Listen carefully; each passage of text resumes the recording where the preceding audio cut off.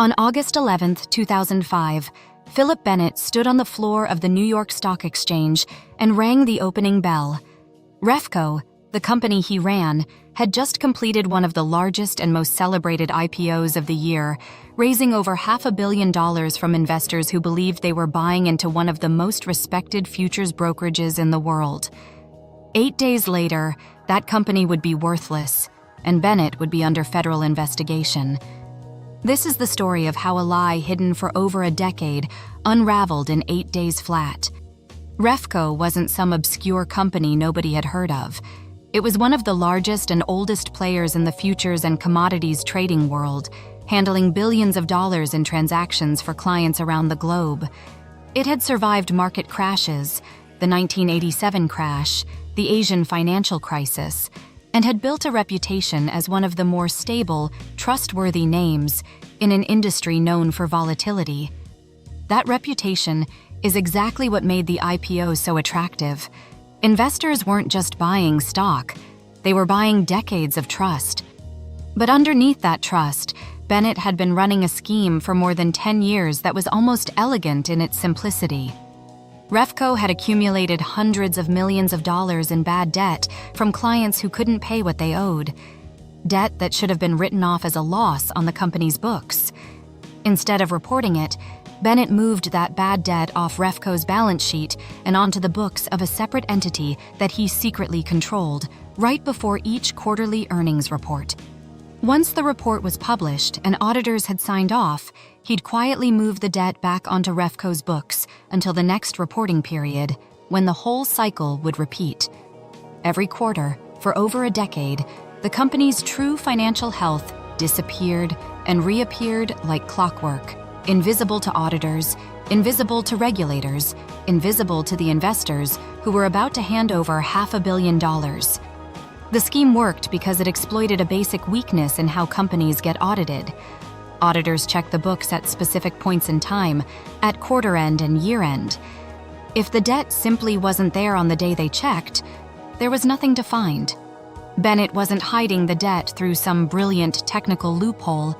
He was just moving it in and out of view, betting that no one would ever look closely enough at the right moment to catch him in the act. For years, that bet paid off. Refco kept growing, kept posting healthy numbers, kept building the reputation that eventually convinced underwriters and investors that an IPO made sense. In the weeks leading up to the public offering, the company went through the standard due diligence process. Lawyers, accountants, and investment bankers all combing through the books, trying to identify risk. None of them found the hidden debt, because once again, at the exact moment they were looking, it wasn't there to find. The IPO itself went almost exactly as planned.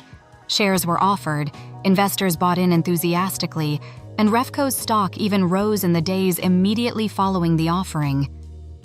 For a brief moment, it looked like Bennett had pulled off the perfect exit, cashing out a fraud that had lasted more than a decade without ever getting caught. But the timing of an IPO creates a problem that Bennett hadn't fully accounted for. Public companies face a level of scrutiny that private ones simply don't, and that scrutiny doesn't wait for the next quarterly cycle. Just days after the IPO, someone inside the company noticed a transaction that didn't add up, a receivable that seemed to be owed by a related entity under unusual terms. It was a small thread, but once someone started pulling on it, the entire scheme began to unravel within days. Investigators discovered the pattern of the debt moving on and off the books, and Bennett's carefully maintained cycle, the one that had survived a decade of audits, finally collapsed under real scrutiny. On October 10, 2005, just 8 days after Bennett had rung the opening bell as a celebrated new public company CEO, Refco filed for bankruptcy. It remains one of the fastest collapses of a newly public company in Wall Street history. Roughly $2.4 billion in value evaporated. Employees lost their jobs. Investors who had bought in at the IPO, believing they were purchasing a piece of a stable, trusted institution, watched their investment become worthless in little more than a week. Bennett was arrested and charged with securities fraud, and in 2008, he was convicted and sentenced to 16 years in federal prison. The scheme that had worked for over a decade by exploiting the blind spots of quarterly reporting couldn't survive the sustained attention that comes with being a public company. The very move that was supposed to be his biggest triumph, the IPO, was the thing that finally exposed him.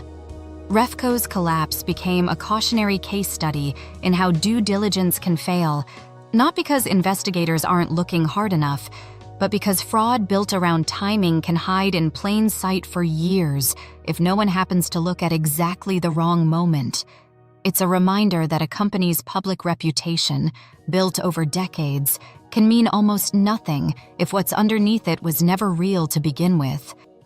Refco wasn't the biggest fraud this channel has covered, and it wasn't the most sophisticated, but it might be one of the fastest reversals of fortune in financial history.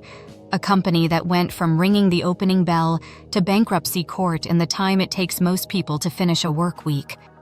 Tomorrow, this channel covers a different kind of collapse. Not a hidden fraud uncovered in days, but a slow, deliberate stripping of a company's value over more than a decade, orchestrated by a hedge fund manager who merged two retail giants, sold off their most valuable assets, and left 90,000 retirees staring down a $1.7 billion pension shortfall while he walked away one of the wealthiest men in the country. Subscribe now so you don't miss it.